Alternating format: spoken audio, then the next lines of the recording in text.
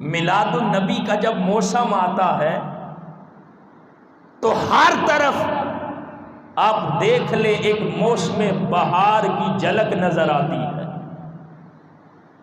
غلامان مصطفیٰ کے جب چہرے دیکھتے ہیں تو ان چہروں پر دمک نظر آتی ہے، جب ان کی آنکھیں دیکھتے ہیں تو ان کی آنکھوں میں چمک نظر آتی ہے۔ اور غلامان مصطفیٰ اپنے اپنے گھروں پر، اپنے اپنے دفاتر پر، اپنے اپنے اداروں، سکول، کالج، یونیورسٹی، ان کے مین ہال کی پیشانی پر وہ آقا کریم علیہ السلام کی ولادت کی خوشی میں جھنڈے لگاتے ہیں۔ اپنے سینوں پر، اپنے دلوں پر آقا کریم علیہ السلام کا جو نقش نالین مبارک ہے وہ سجاتے ہیں۔ اپنے سر پر امامہ شریف یا ٹوپی پہنی ہو اس پر نالین مصطفیٰ کو سجاتے ہیں۔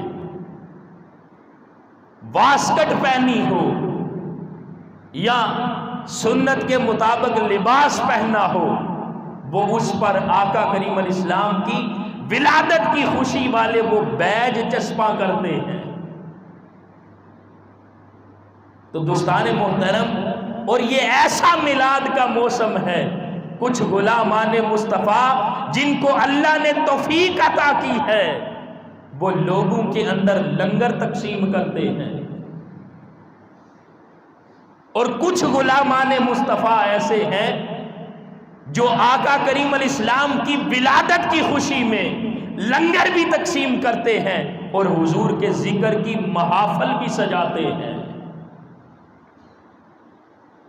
اور یہ سارا کچھ جب میلاد کا موسم آتا ہے تو عروج پر ہوتا ہے،